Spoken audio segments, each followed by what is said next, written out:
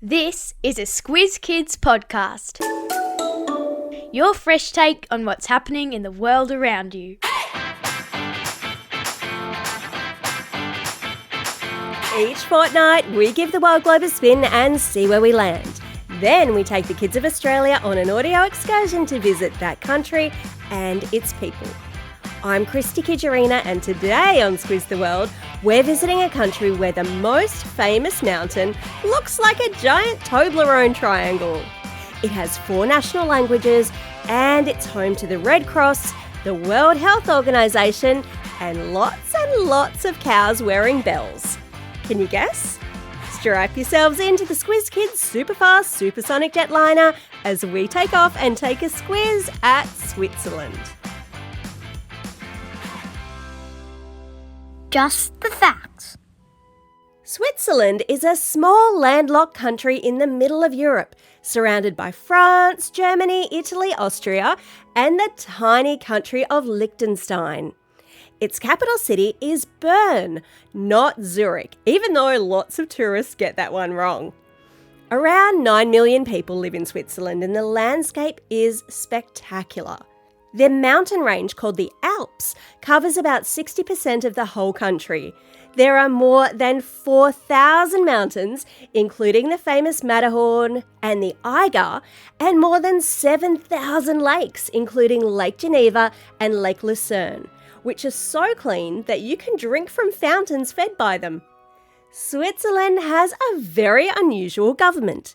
Instead of one president running everything, the country is led by a team of 7 people called the Federal Council. They make decisions together. Every year, one of them gets to be president, but only for 12 months. It's a bit like taking turns being the team captain. Switzerland is also divided into 26 regions called cantons. Think of them like states or territories, but with even more independence. Each canton has its own parliament, laws, education system, traditions, and sometimes its own official language. Some cantons speak Swiss German, some French, some Italian, and one even has Romansh as its official language. It's a little bit like driving from New South Wales to Queensland and suddenly the road signs change language. Switzerland is also famous for something called neutrality, meaning it hasn't taken sides in wars for more than 500 years. Which is probably wise, because while the Swiss Army knives are brilliant for camping, I'm not sure their teeny tiny tweezers would scare off many enemies. And because the country is neutral, lots of international organisations have their headquarters there, including the World Health Organization, the International Olympic Committee, and the Red Cross. But it's not just the landscape and the government that are super interesting. The Swiss people are pretty interesting too, so let's get cultural. if you have ever had a creamy Swiss chocolate, you've tasted one of the country's proudest inventions.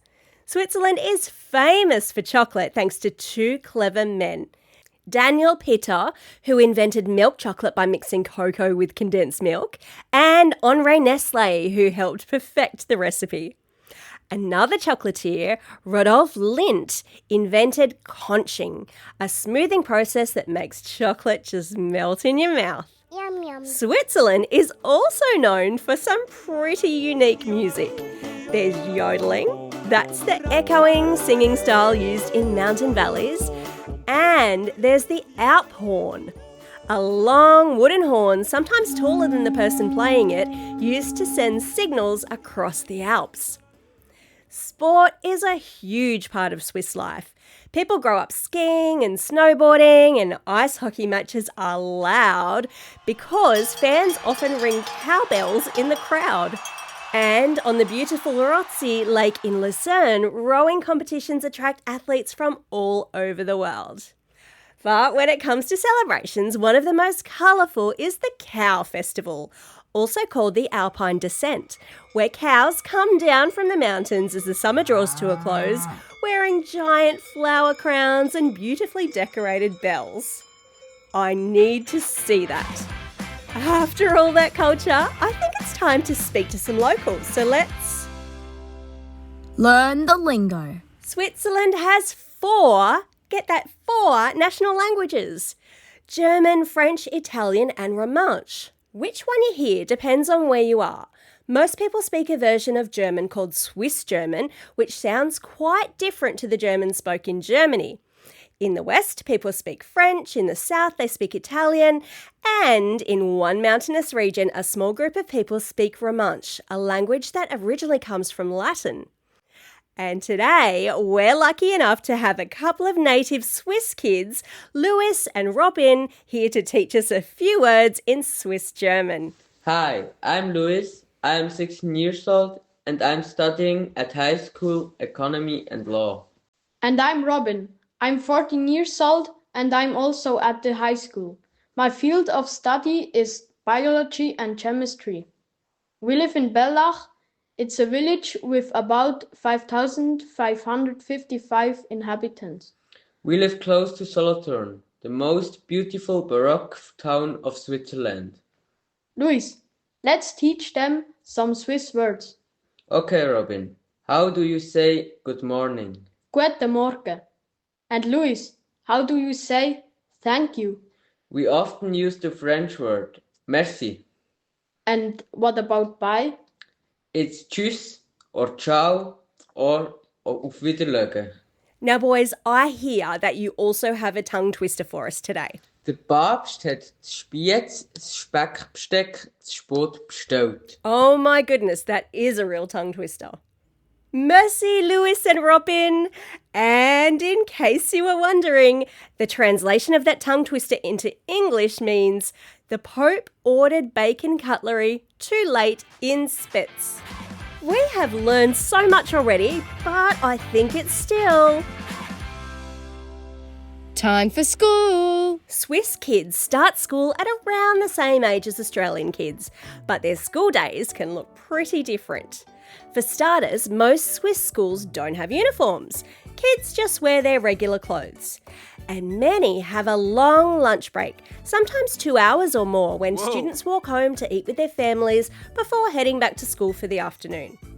School is free and compulsory, and learning takes place in whichever language the region speaks.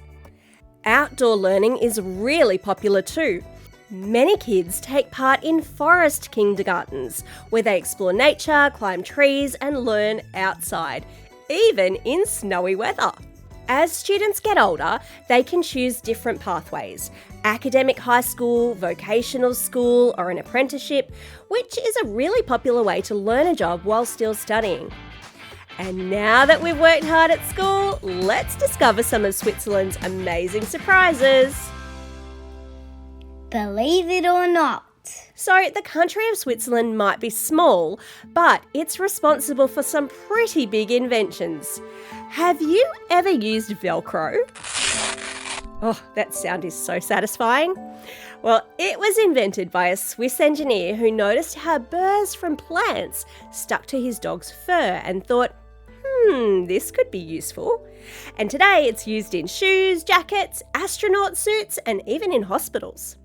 Way back in the 1890s, the Swiss Army needed a tool that could help soldiers fix equipment, open cans, and stay prepared in the mountains. A clever cutlery maker created the Swiss Army knife. A small tool packed with scissors, screwdrivers, tweezers, toothpicks, and maybe even a can opener. Very handy. Here's something that you see everywhere that was designed by the Swiss: Helvetica font. It's simple, it's clean, it's easy to read, and you'll find it on Apple computers, on Coles and Woolies product labels, on logos like Target, Sony or Cotton On, and on signs in airports all around the world. That is so much invented by the amazing Swiss. And after all those clever ideas, I'm feeling hungry. Let's taste something delicious. It's Dinner time. Swiss food is warm, hearty, and perfect after a long day in the mountains. Bread is a big part of meals: crusty loaves, braided buns, and pretzel-style rolls. Dairy is everywhere too. fresh milk, yogurt, butter, and lots of cheese. Popular dishes in Switzerland include rosti, that's crispy shredded potato, and raclette, where melted cheese is scraped over potatoes. Oh, my tummy is growling now, and we haven't even reached the best bit yet, fondue. So, if you haven't heard of fondue, it's a pot of bubbling melted cheese placed in the middle of the table, and everyone has a really long fork that they use to dip pieces of bread into it. It's often eaten in winter, and there's a really fun rule. If you drop your bread into the pot, you might have to do a silly challenge chosen by your friends and family. And I've stuck a link to a recipe in the episode notes. Time for the Squiz. This is the part of the podcast where you get to test how well you've been listening. Question number 1. How many official languages does Switzerland have? That's right, it is 4. Question number 2. What is the name of the musical instrument that's a long wooden horn used in the Alps? The name says it all. It's the alphorn. Question number 3. Which melted cheese dish do Swiss families enjoy dipping bread into? That would be fondue. Well, that's all we have time for. Thanks for staying curious about the world and joining me on this incredible trip to Switzerland. Now get out there and have a most excellent day. Over and out.